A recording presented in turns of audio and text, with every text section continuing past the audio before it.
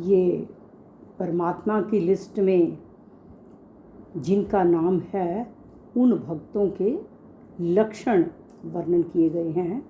और हमारा 18वां श्लोक 18वां और 19वां बोलेंगे हम। ओम श्री परमात्मने नमः, ओम श्री गुरुवे नमः। हमारा श्लोक है समः शत्रौ च मित्रे च तथा मानापमानयोः, तथा मानापमानयोः।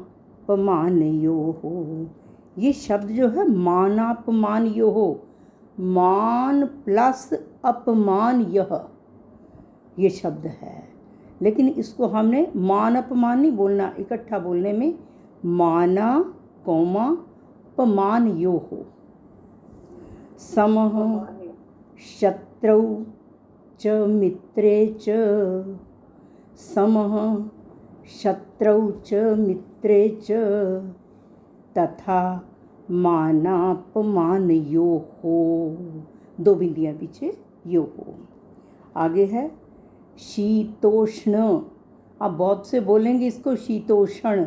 अगर शीतोषण बोल दिया तो ये जो श षटकोण वाला पूरा श बन जाएगा, हमारा आधा श है यहाँ पर। शीतोष्ण, हमने ण अगले को लंबा करना है ताकि जो ये श षटकोण वाला श है इसकी आवाज़ जो है वो कम आए, आधा अक्षर है।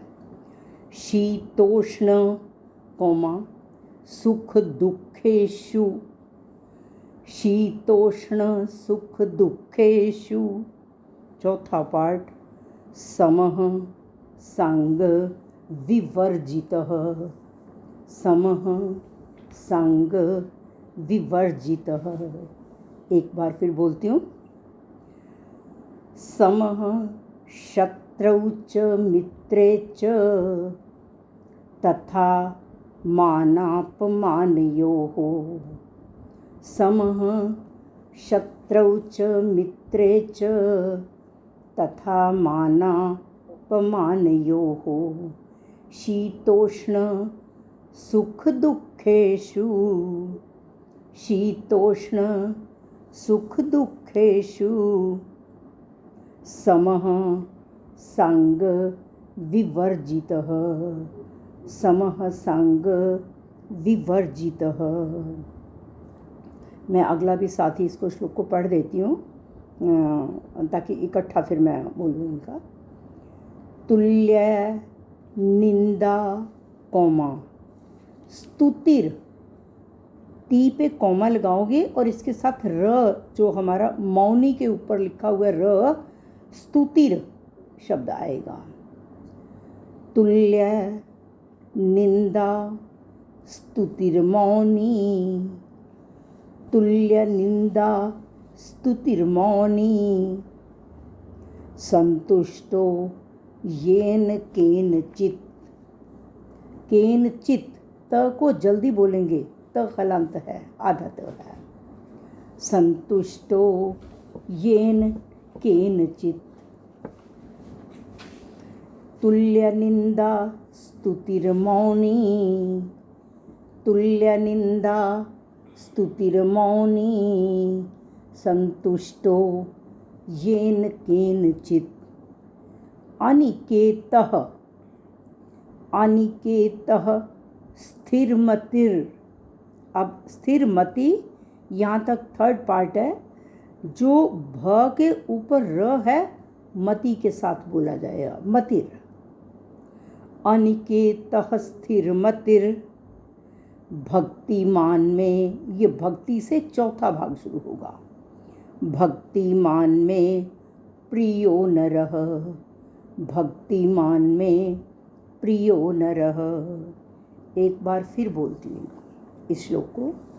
तुल्य निंदा स्तुतिर्मौनी, तुल्य निंदा स्तुतिर्मौनी। संतुष्टो येन केनचित्, संतुष्टो येन केनचित्। अनिकेतः स्थिरमतिर्, अनिकेतः स्थिरमतिर भक्तिमान में प्रियो नरः, भक्तिमान में प्रियो नरः। कहा है शत्रौ च मित्रे च, जो शत्रु और मित्र में, और आगे कहा है तथा मानापमानयोः, मान और अपमान में। चौथा भाग है इस श्लोक का समः, सम है। जो शत्रु और मित्र में, मतलब कि चाहे उसके साथ किसी के साथ शत्रुता है उसकी, या किसी के साथ मित्रता है, या कोई उसका मान करता है या कोई अपमान करता है, लेकिन उसे कोई फर्क नहीं पड़ता, जो सम है। और आगे है शीतोष्ण सुख दुखेषु। शीत और उष्ण, यहाँ पर सर्दी और गर्मी से मतलब नहीं है, अनुकूलता और प्रतिकूलता। शरीर के हमारे यहाँ लिखा हुआ है जो शीतोष्ण सुख दुखेषु, कि चाहे अनुकूल परिस्थिति हो या प्रतिकूल परिस्थिति हो। और आगे कहा है सुख दुखेषु, और तथा सुख दुख ये कुछ भी हो। और आगे कहा है समः संग विवर्जिताः, और समः संग विवर्जिताः। समः का मतलब सम है, मतलब कि सम रहता है, पहले भी आ चुका है। संग विवर्जितः, संग का मतलब आसक्ति, विवर्जितः रहित है, जिसमें आसक्ति नहीं है। भगवान की चीज़ों, दी हुई चीज़ों को प्रयोग तो हम करें, लेकिन अगर उनके साथ आसक्ति हो जाती है, वो चीज़ छोड़ने को दिल नहीं करता। कोई चीज़ कितनी ही पुरानी हो जाए, अगर उसके साथ अटैचमेंट है, इंसान यही सोचता रहता है ये कहीं ना कहीं काम आएगी, इसको रख लो, इसको रख लो। लेकिन घर में आप कितना कुछ इकट्ठा कर लोगे। तो यहाँ पर ये कहा है आसक्ति से रहित हो। तो इस श्लोक में ये जो हमने अभी 18वां बोला है, जो शत्रु और मित्र में, मान और अपमान में सम है, और अनुकूलता और प्रतिकूलता में सम है।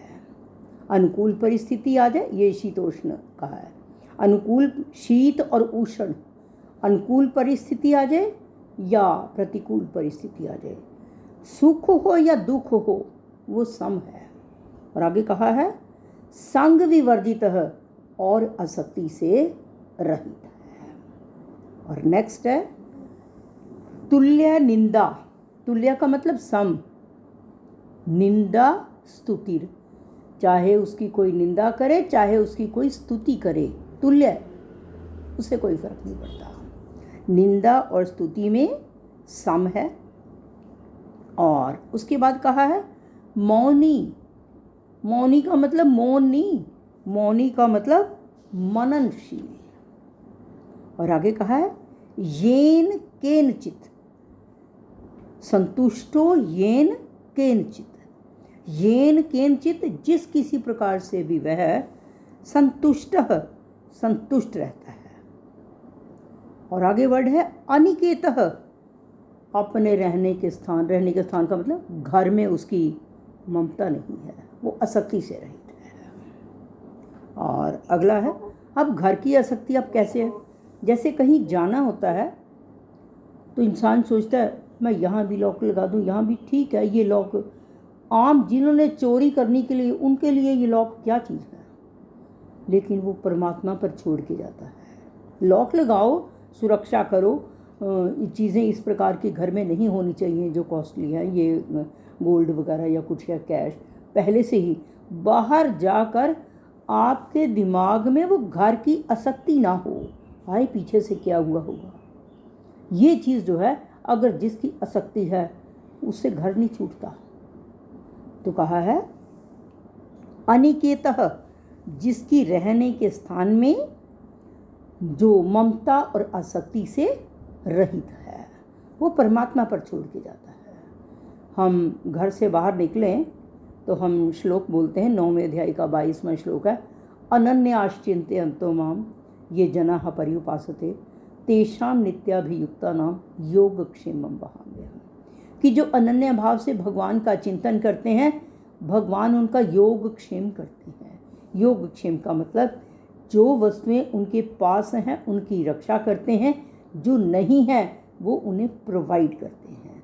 जब परमात्मा पर छोड़ दिया अपनी चिंता खत्म, हम तो केवल चिंतन करें। जो छोटा बच्चा है अपनी हर चीज़ अपनी माँ पर छोड़ देता है, चिंता उसकी माँ करती है। वो सामने छोटा बच्चा भी दिख रहा है, वो चिंता उसकी माँ करती है, तो दूसरे को सोचने की जरूरत नहीं पड़ती। तो इसी तरह से हम परमात्मा का चिंतन करें। अगर चिंता करेंगे तो परमात्मा हमारी चिंता करेंगे, अगर हम पूरी तरह से अपने आप को सरेंडर कर देंगे। तो यहाँ पर फिर कहा है अनिकेतः, जिसकी रहने के स्थान में भी किसी प्रकार की ममता नहीं है।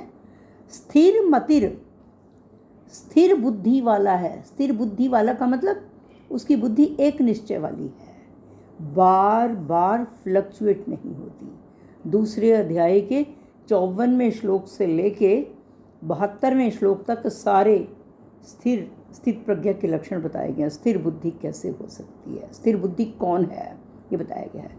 तो यहाँ पर कहा है कि जो स्थिर बुद्धि वाला है, भक्तिमान में प्रियो न रहा, ऐसा भक्तिमान, ऐसा भक्ति में लगा हुआ मनुष्य में प्रिय, मुझे प्रिय है। एक बार फिर इस श्लोक को बोलती हूँ। तुल्य निंदा स्तुतिर्मौनी, तुल्य का मतलब समान, जो निंदा और स्तुति में समान है। मौनी मननशील है। संतुष्टो येन केनचित, जिस किसी प्रकार से भी वह संतुष्ट रहता है। कुछ मिल गया ना मिल गया उसी में संतुष्ट रहता है। और ये जो मौनी कहा है मननशील, उसके मन में हर समय वासुदेवः सर्वम, सब कुछ परमात्मा ही है, यही घूमता है। और आगे कहा है संतुष्टो येन केनचित, जिस किसी प्रकार से भी वो संतुष्ट रहता है। अनिकेतः, उसकी रहने के स्थान घर में भी किसी प्रकार की ममता या आसक्ति नहीं है। स्थिर मतिर, जो स्थिर बुद्धि वाला है। भक्तिमान में प्रियो न रह, ऐसा भक्ति में लगा हुआ मनुष्य जो है मुझे प्रिय है। तो हमें ये लक्षण जो इसमें बताए गए हैं, हम अपने मानव जीवन को सार्थक करने के लिए भगवान के इन भक्त के इन लक्षणों को अपने अंदर धारण करने का प्रयत्न करें। चाहे 2 भी आ जाएं, चाहे 4 भी आ जाएं, कुछ ना कुछ इंसान का जीवन बदल जाता है। और वो बिल्कुल ऐसे व्यक्ति जिसमें 2 आ गए या 4 आ गए, और धीरे धीरे बढ़ते जाते हैं, क्योंकि जैसा संग वैसा रंग। तो शुरुआत में ठीक है थोड़ा है, लेकिन बाद में धीरे धीरे पूरी तरह से वो परमात्मा की लिस्ट में आ जाता है। श्री कृष्ण अर्पणम अस्तु।